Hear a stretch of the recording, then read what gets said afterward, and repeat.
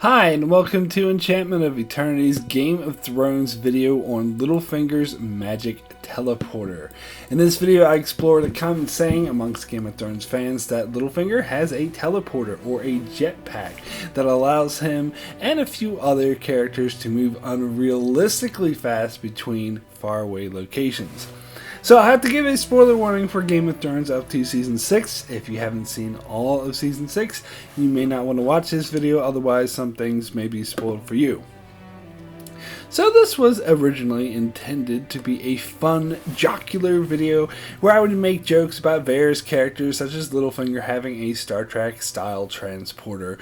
But due to an ever large and growing group of the fan base that frankly have become stuck up, no fun, stick in the muds about this subject, unfortunately this video is going to be more of an explanation where I'm explaining the origins of these jokes and why they exist and why I personally believe that they are a legitimate and justifiable criticism of one of my favorite all-time shows, Game of Thrones. I will also be addressing many of the comments I've seen not only on my videos but all over the internet that are really angry about this popular saying and attempt to argue with it, and will be addressing the straw man arguments that are also presented in the attempts to do so, and I will be looking at all sides of the issue. So let me start by saying I once got a comment on one of my videos when I was joking about Littlefinger's teleporter, saying that they get really irritated whenever they hear someone joke about the teleporter, and my response was I personally get really irritated whenever someone tries to justify what is a very obvious flaw and really justifiably worth making jokes about, which pretty much sums up my position on the issue. However, I do want to give a couple of disclaimers first. First one is that I will be addressing fan opinion and comments that I've received on my videos and I've seen on other videos. So for those of you who often complain about that sort of thing, this video may not be for you. But I do want to make it clear to those who would equate this with feeding the trolls that this is not at all the same thing as feeding the trolls, as I am addressing legitimate complaints from fans of the show that, again, I just don't see on my videos but all over the internet. In fact, many of these commenters I tend to very strongly agree with on many other issues. So this is not in the slightest bit feeding the trolls. Second disclaimer is I have a zero tolerance policy against comments that are made without even watching my video and are just regurgitating talking points without even hearing me out. I know some like to whine whenever I mention I delete comments, but frankly I wish all YouTube channels would screen their comments. And one of my biggest pet peeves is, those who post argumentative comments on videos that they don't even bother watching. If you want to argue or disagree with any of the points I made in this video, that is fine. That's perfectly okay. But if you're not even going to watch my video, thus not giving me a voice, I really don't see why I should give you a voice, especially if your whole point is just to regurgitate talking points that I've heard a billion times before. And really, I'm doing you a favor by doing this, as your comment comes off as ridiculous and ignorant to those who actually did bother watching my video. So instead of complaining, you should be thanking me. Anyway, let's jump into the part where I'm sure someone will post a link to in the comment section and claim that this is where the video really starts, and examine the history of this popular fan saying about Littlefinger's magic teleporter. This, of course, concerns travel times in the show. That is, how long it appears for a character to get from point A to point B. I first heard rumbles about this in Season 3 when Melisandre traveled from Dragonstone to deep within the Riverlands and then back to Dragonstone within the span of several episodes. But doing some research, I found this actually began a bit earlier during Season 2, where Littlefinger seemed to travel abnormally fast between the locations of King's Landing, Storm's End, Harrenhal, and then back to King's Landing. Personally, I didn't see a problem with that, but that's just me, and indeed the Melisandre thing didn't really bother me that much either. It wasn't until season 4 that this started to become an issue for me, as the show original character of Locke, who had originally taken on Vargo Hoat's storyline, was shown to travel from Harrenhal to the Dreadford to Castle Black and all the way up to Craster's Keep in an insanely short amount of time, and getting back to the person which the teleporter is named after. Littlefinger travels from the Eyrie, which is deep in the Vale, up in the mountains. You have to take this huge pony ride to get there, to King's Landing, and then back to the Eyrie in a short amount of time as well. In Season 5, this trend continued with Jon Snow and a huge group of wildling refugees traveling from Hardhome all the way to Castle Black and arriving at the wrong side of the wall, as they have been established as arriving by sea in the span of, from the end of one episode to the start of the next. And Season 6 is where things really get heated, as there were multiple examples of this. First is when Obara and Nymeria Sand appear near King's Landing on Tristane's boat, when they were last seen standing on a pier when Tristane's boat left Dorne in the previous episode. And again, getting to Littlefinger, who was shown in the Vale in one episode, and then next he traveled the great distance all the way up to Molestown, which is just south of Castle Black. And then there's Theon, who probably set the teleporter record by traveling from within the middle of nowhere in the north, somewhere north of Winterfell, to the Iron Islands in the span of 2 episodes, and then from the Iron Islands to Volantis, and then from Volantis to Meereen in the span of 4 episodes. So basically, in the span of 8 episodes, went from the middle of the north to Meereen, stopping by the islands for a bit, and that is a journey, according to book lore and what's been established on the show, should take almost a year.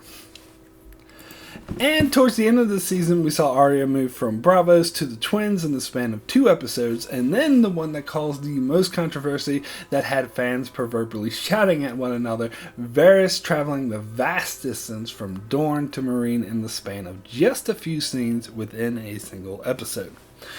So before I go any further, let me address the complaint that is probably already on the mind of many who hate this teleporter joke. In fact, many of you have probably already angrily pounded this into your comment browser, and that is that writer Brian Cogman stated that the different storylines in the show do not happen in linear time, and many of the scenes that cut away from one another in a single episode are in fact taking place days, sometimes even months apart, which would explain why people seem to appear to travel from one place to another really fast, when in actuality a lot of time has actually passed between when we last saw them in one location to when we see them in the next. So the idea being that even though Varys was in Dorne and then several scenes later was in Meereen, the idea was that actually several months have passed between those scenes, as literally speaking, the scene at the end with Dany sailing to Westeros takes place months after the other events we see in this episode. But before you say that the final scene was Daenerys arriving in Westeros, because you can see Dorne ships and Tyrell ships in the fleet, in the inside of the episode, Dan and Dave confirmed that the final scene of Daenerys leaving Meereen was not arriving in Westeros, it was her leaving Meereen. So we do know Varys did travel all the way back to Meereen in the span of that time. Okay, so that's it then. Case closed. Time is non-linear, and a lot of time passes between scenes, so nothing's wrong. Case closed. Quit your writing, except that not really, as there are many holes in what Cogman says. So now let me address some of the specific complaints and the common arguments that I hear people often say. First one is, would it make you happy if there was a subtitle that read several months later? Okay, so this is a straw man argument. Straw man argument number 1. And if you're unfamiliar with the term straw man argument, it refers to a counter argument made that doesn't actually address the argument that is meant to address, and instead misunderstands that argument and addresses a fictitious argument that is easily to defeat. That actually was never made in the first place in order to make it appear as if the initial argument is being defeated. And to be fair, many straw man arguments are not being intentionally deceptive, and many of the times the one making it simply misunderstands the original argument being made because they are more concerned with coming up with a great argument so that they can win rather than listening to what the person is actually saying.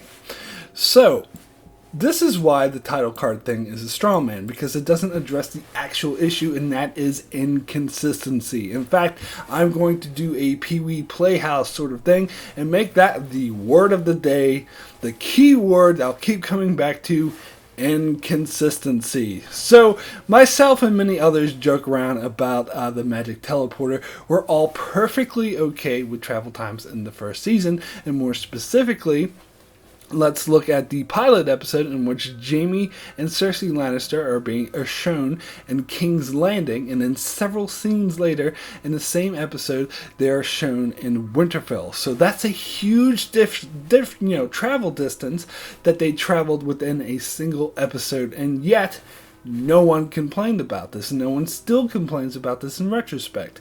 So why is that? Because it's consistent.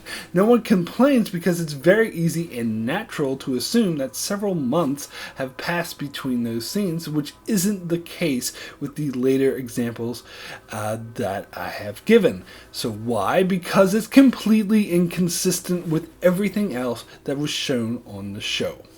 So in other words, it's not simply because people appear to move between locations very quickly. It's because at the same time these characters are moving quickly, you have other characters whose travel times are either normal or in some cases incredibly slow.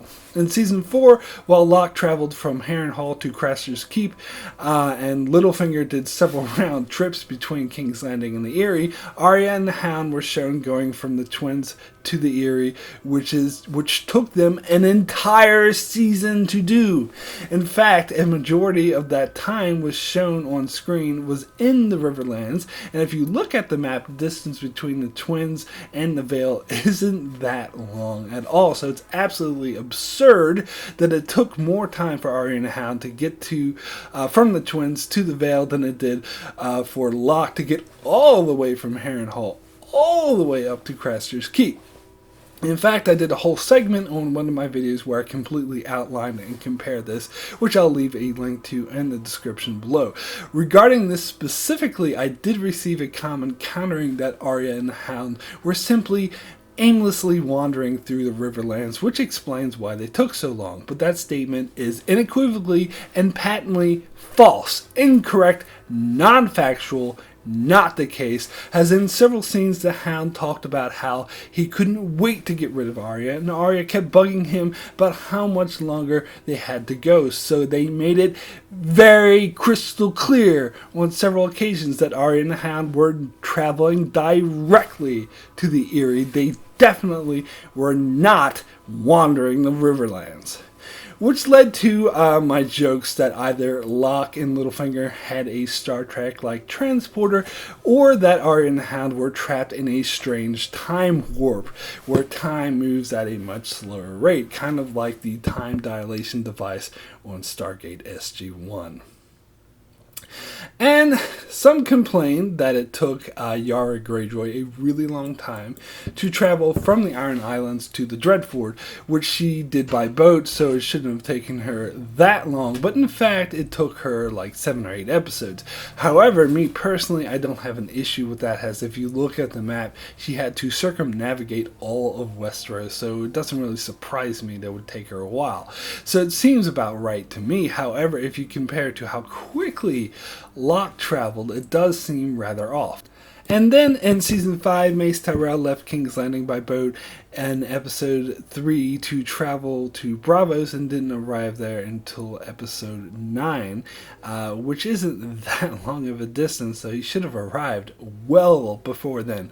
Mace did have a line about that there were rough weather on their journey, which may, claim to completely explain it, but come on, even if there's bad weather, it really shouldn't take them that long. And in season 6, there weren't really any slow-moving people as such, but people traveling at reasonable time rates that look slow in comparison to these other super fast ones, such as Samwell, who left Castle Black at the end of last season to arrive at his home in home castle of Hornhill in episode 6 of season 6. But given the vast distances between them, that sounds about right, but when compared to how quickly Littlefinger got from the Vale to Molestown, he does appear to be moving rather slow. In addition, it took him longer to travel from Hornhill to Old Town, which isn't that long of a distance, than it did for Arya to travel all the way from Braavos to the Twins. And Brienne, who was with Theon at the start of the season, took her sweet time getting from Castle Black to River Run. However, 4 episodes to travel that great distance seems about right. It's only when you compare that Theon took the same amount of time to get from the Iron Islands to Meereen that it seems really off. And Brienne left River Run at the end of episode 8 and has yet to make it back to the north, whereas Varys traversed the vast distance from Dorne to Meereen in that fraction of that time. So it's a consistency problem. Having a title card that shows 2 months later doesn't explain why in the fuck it took Arya and the Hound so long to travel such a short distance, or why comparatively Sam and Brienne are slow asses. So now, some of you may be thinking, now wait a second, Mark, you just mentioned a few moments ago how Brian Cogman mentioned that the different time frames aren't happening concurrently. How could you forget about that so soon? That explains why things are inconsistent. What the hell is wrong with you? Well, I didn't forget about that. I was waiting to get to that, so let me get to this now. As I said before, there are some issues with the statement, the main one being that characters cross over a lot between storylines, and that dates them, making the excuse that different timelines are moving at different rates less viable. For example, at the end of season 3, both Arya and Roose Bolton were shown to be at the Twins in the finale at the same time. However, Roose Bolton travels with Locke back to the Dreadfort, while Arya spends like 3 times the amount of time just getting to the fucking Vale. So then you may say, well, that just shows that Roose was actually in the Dreadfort. The scenes we got in episode 2 with Roose in the Dreadfort actually took place months after the scenes of the finale with Arya and the Vale. However, but then it's dated again when you look at other characters who enter Arya's storyline, such as they encounter Brienne at the end of season 4, who is, then she runs into Littlefinger and Sansa at the crossroads in season 5, and plus Brienne was with Sansa at the start of season 4, so Brienne, who left King's Landing a little bit later, got to Arya while Sansa and Littlefinger traveled to the Eyrie, and then dropped off, Sweet Robin to Lord Royce. And then there are other examples of this. As I mentioned, Brienne and Theon began season 6 at the same location, yet Theon makes it all the way to Meereen when Brienne takes forever just to get from Castle Black to Riverrun, and then Brienne encounters Jaime at Riverrun, which dates it, it happens after the events in King's Landing with Jaime, and then Jaime returns to King's Landing while Baelor Sept is still smoking, which dates it, and then Varys is in Dorne for a meeting that stated it took place after Cersei blew up Baelor Sept, so that dates it. And then Varys returns to Meereen sometime shortly after Theon arrived there, so dating that. So you see, every time other storylines clash through characters or being mentioned, that dates them. And here's the magic word with those dates: inconsistency. Now, some might argue that if you were to get out charts and graphs and were able to chart the exact time period of each event and where the different storylines take place, that it would all match up and make sense. And my response to that is no fucking chance in hell. Do you really believe that one of the writers has charts and graphs that keep track of exactly where each storyline and everything is taking place? If you do, then I have some oceanfront property in Arizona to sell you. And the biggest indicator that this isn't the case is this guy, Gilly's baby, Little Sam. In fact, he himself defeats the entire argument that the passage of time on the show has any consistency whatsoever. In fact, I need not have even bothered with anything that I've said in this video so far. All I really needed to do, instead of making this 40-minute video, is just show a picture of this guy and say, case closed. I rest my case and boom, I've won the argument. The showrunners, the same ones that insist that the inconsistency in linear time is through different storylines moving at different time rates, and that explains it all, also stated several times before that one season of Game of Thrones equals the passage of 1 year, which would be the best way to explain why children like Bran, Arya, and Sansa age as fast as they did. In fact, all one needs to do is look at Bran to see the passage of time. So here's Bran in season 3, and here's Bran in season 6. And here's Little Sam in season 3, and here's Little Sam in season 6. You notice any difference here? I'm sure you do. Come on, come on. I know you noticed the difference. Little Sam was born in season 3, and in season 6, he's clearly less than 2 years old. You know, where if the passage of time was as they stated, he should be walking and talking by now. Instead, I'd say he's barely over a year old.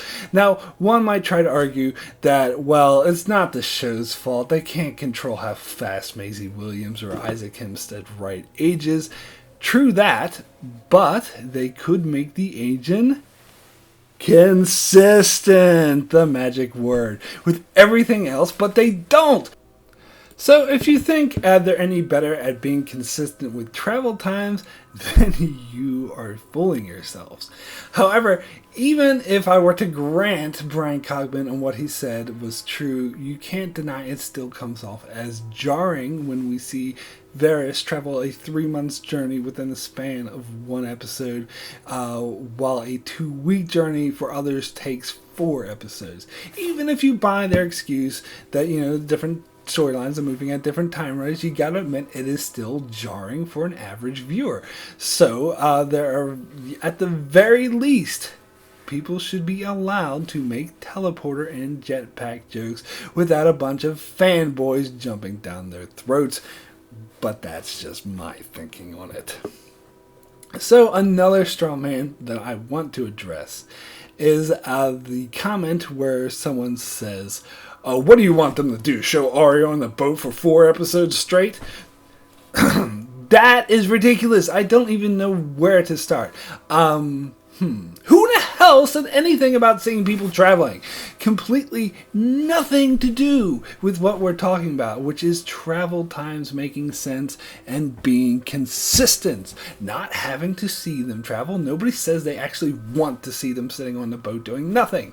So again, I'll have to get back to the magic word consistency. We don't need to see them, see them travel. They can do time jumps. They can have Littlefinger travel from the Vale to Molestown within 2 episodes, just like they had Jaime travel from King's Landing to Winterfell in a single episode. Or they could simply not show the characters as they are traveling, like they did with Brienne and Sam this season, as we don't actually see them traveling. We just disappear for a couple episodes and then they appear. They could do either of these things as long as they keep some level of consistency, like they did do with Jaime and Cersei in episode 1.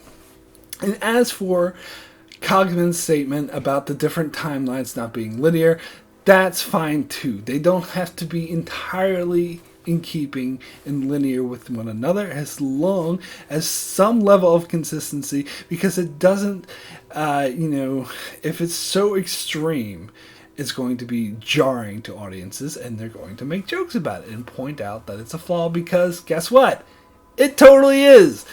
And that is not the fault of the audience for not understanding their silly excuses. It's the fault of the show for not managing the passage of time better.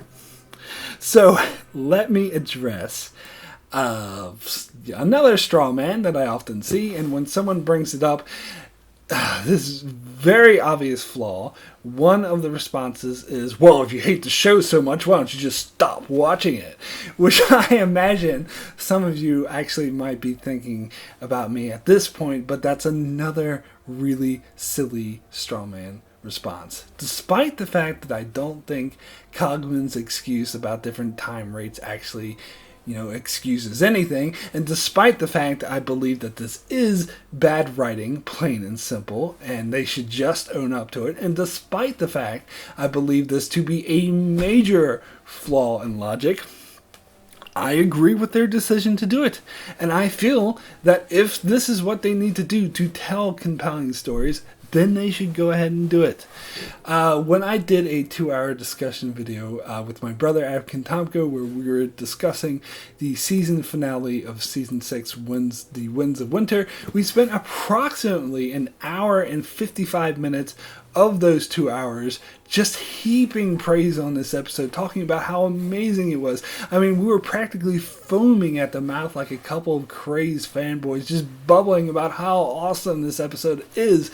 But we spent like a couple of minutes, just a couple of moments, to mention the jarriness of how quickly Varys moved from Dorne to Marine, and we got tons of comments hyper-focusing on that one little thing. We even got a comment saying that, well, if you don't like it, then why don't you just stick to the books and stop watching the show?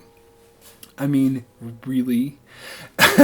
And ironically, the only reason Abkin brought this up in the first place is because he wanted to address how the comments on the review for that episode, the one that he did, were overwhelmingly complaining about, his little mention about Varys teleporting and ignoring the rest of his review, the vast majority of his reviews, which was just all about heaping praise on that episode.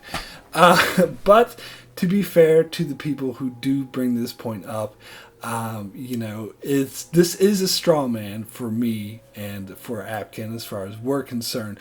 But there are other reviewers out there that this argument would fairly apply to, because they do specifically bring up the teleporting or the jetpack to illustrate how the show sucks and how it's too Hollywood and how Dan and Dave are just witless hacks that have no idea what the fuck they're doing.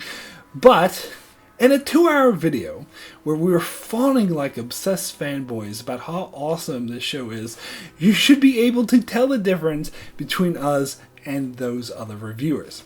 Use some common sense to know that although I may complain or joke about teleporters, that I still absolutely love this show and hands down think it's one of the best TV shows that have ever existed.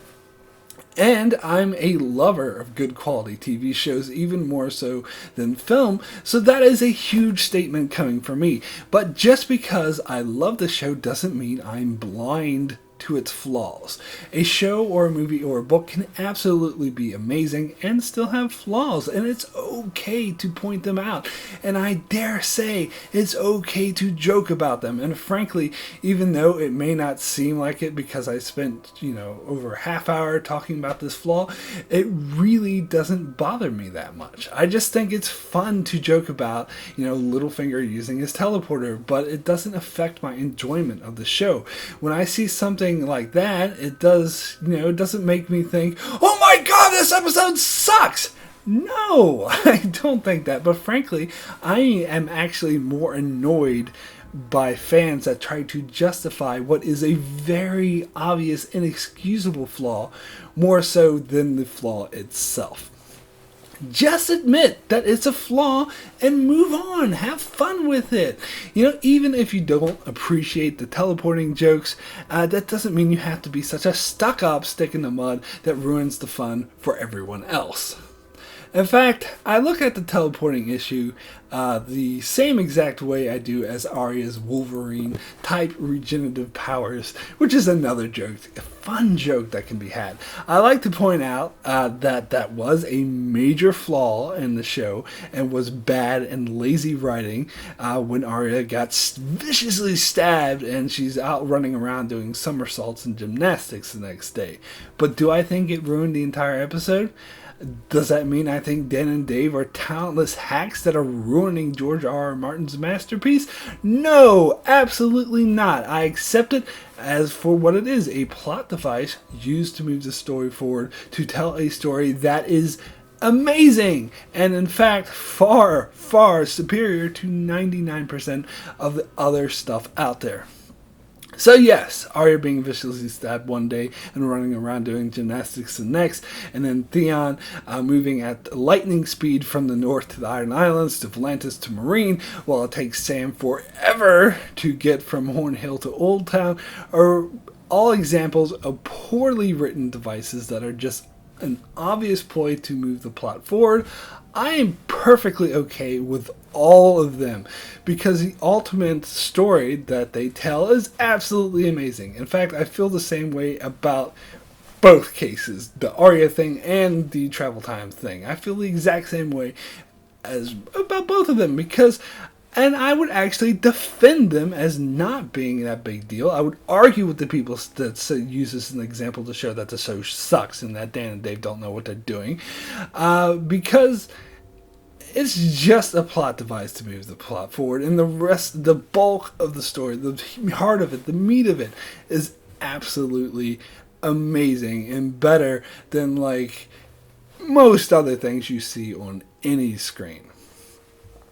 So I do want to give a brief word about two of the specific uses of the teleporter in Season 6. First one is the Varys one, as, that may have been the worst case, but also the one to inspire the most angry blowback from those who dared to just point it out. And to be fair, because we haven't seen Season 7 yet, we don't know the time frame. It is possible that Season 7 will start several months after the events that we saw in Episode 10, and it's just that one scene of Daenerys leaving Westeros was a bit early. But we don't know for sure. But we do know for sure that earlier scenes are definitely entirely inconsistent with each other. But if this scene was just the icing on the cake, and on top of all the other inconsistencies that have been mounting for over 4 seasons, because again, no one complained about Jaime traveling from King's Landing to Winterfell in a single episode because consistency.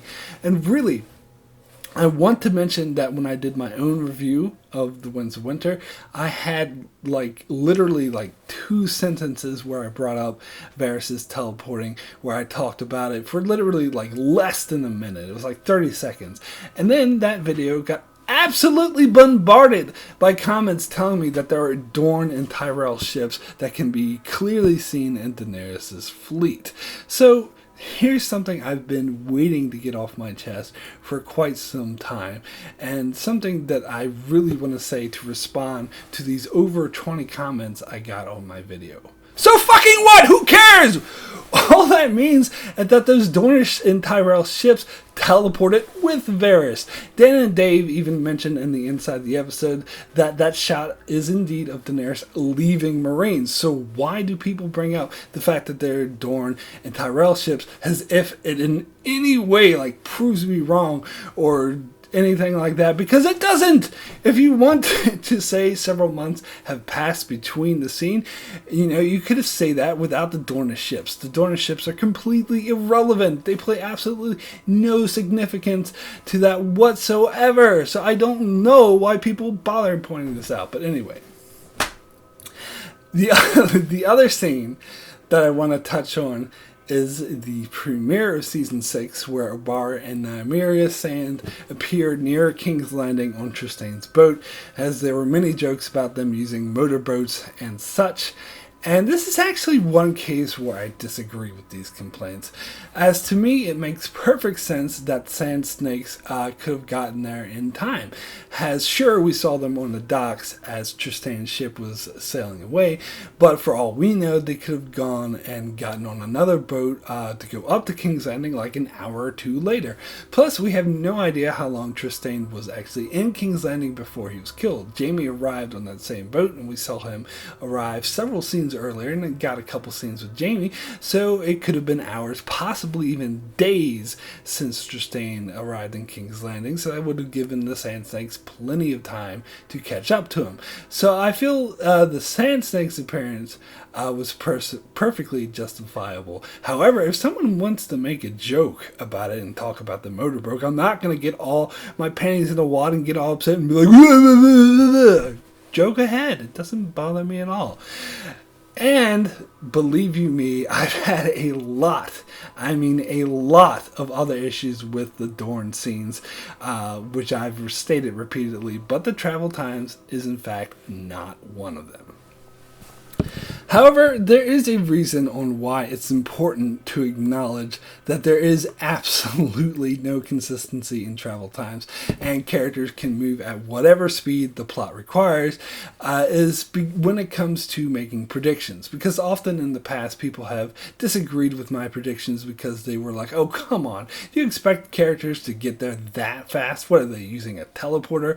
And my response has always been, are you watching the same show as I'm watching? Travel times mean absolutely nothing in this show. Case in point, before episodes 9 and 10 of season 6 aired, I did a prediction video predicting what would happen in those episodes, and I very correctly predicted that Arya would kill Walder Frey in episode 10. And although I got a lot of no duh comments, I also got a lot, and I mean a lot, of comments stating, what are you, out of your mind? You really think Arya's going to get all the way from Bravos to the Twins in 2 episodes? What is she, using a teleporter? And yeah, she did. So this is one thing to keep in mind when making predictions or criticizing other people's predictions involved in travel times. They mean exactly dick to the writers. People can move outrageously fast or painstakingly slow. It all depends on what the plot requires. In other words, every character does move at the same speed, the speed of the plot. And although I think I should be free to make jokes about how Littlefinger refused to let Brienne use his magic teleporter because he's still upset with her for threatening to kill him, which is why it took her a lot longer to get to River Run without a bunch of angry fanboys jumping down my throat, ultimately, I don't give 2 craps about how fast or slow the characters move, or how Gilly's baby seems to be trapped in a time dilation field, as long as they continue to tell one of the best stories ever told on any screen. That is the bottom line, and as long as they continue to put out these amazing episodes, I'll be completely happy. So that's it for my video on Littlefinger's magic teleporter. Be sure to check back here every week as I put out at least one Game of Thrones video a week. Also be sure to check out my channel for many other videos on shows like Star Trek, Mr. Robot, Dark Matter, and more. And be sure to subscribe so you can keep up with all of that. Thanks a lot for watching.